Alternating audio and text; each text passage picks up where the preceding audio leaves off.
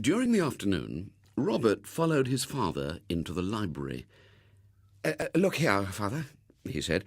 We've been thinking, some of us. Things don't seem fair.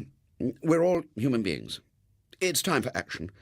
We've all agreed to speak to our fathers today and point things out to them. They've been misjudged and maligned, and we're going to purge them of all that. You see, we're human beings, and it's time for action. We're all agreed on that. We've got equal rights because we're all human beings. He paused, inserted a finger between his neck and collar, then smoothed back his hair. I don't know whether I'm making my meaning clear, he said. Well, you don't, old chap, whatever it may be, said his father. Perhaps you're feeling the heat. You ought to take something cooling, then lie down for a bit. No, you don't understand, said Robert desperately. It's life or death to civilization. You see, we're all human beings, and all equal, and we've got equal rights, and yet some have all the things and some have none. You see, we thought we'd all start at home and get things made more fair there, and our fathers to divide up the money more fairly and give us our real share, and then we could go round teaching other people to share things out more fairly. Oh, you're so very modest in your demands, said Mr. Brown. Would half be enough for you? Are you sure you wouldn't like a little more? At this moment, Robert's mother came in. What a mess your room's in, Robert. I do hope William hasn't been rummaging in it. Robert turned pale. William? He gasped, and fled to investigate. He returned in a few minutes, almost inarticulate with fury. My watch, he said. My wallet, both gone. I'm going after him. His father, leaning easily against the doorpost of the library, watched him rush out of the house. From the garden came a wail. My bicycle's gone too. In the road, Robert met Jameson.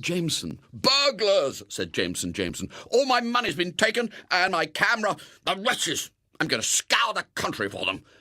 Various other members of the Bolshevist society appeared, filled with wrath and lamenting vanished treasures. Ronald Bell had had a disturbing thought. Do you think, he said, that someone in the government found out about us being Bolshevists and is trying to intimidate us? Jameson thought this very likely, and they discussed it excitedly in the middle of the road. Then, at the other end of the road, appeared a group of boys. They were happy, rollicking boys. They all carried bags of sweets, which they ate lavishly, and handed round to their friends equally lavishly. One held a camera, or the remains of a camera, whose mechanisms the entire party had been investigating. One had a large wristwatch upon a small wrist. One leapt around with a silver-topped walking stick. At the side near the ditch, about half a dozen rode intermittently on a bicycle that was too large for any of them. The descent of the bicycle and its cargo into the ditch was greeted with roars of laughter. They were very happy boys. They sang as they walked. We've been to the pictures, bought lots of sweets and a mouth organ. We've got 2 watches and a fountain pen and a football and lots of things. White with fury, the senior Bolshevists charged down upon them. The junior Bolshevists stood their ground firmly. In the Homeric battle that followed, accusations and justifications were hurled to and fro as the struggle proceeded. You beastly little thieves! You said to be equal, and why should some people have all the things? You little wretches! We're human beings, and got to take things to make us equal. You said so. Give that back to me. Why should you have it and not me? It was time for action, you said. But the battle was one-sided, and the junior branch, having surrendered their booty, fled in confusion. The senior branch, bending lovingly and sadly over battered treasures, walked slowly and silently up the road. About your society, began Mr. Brown after dinner.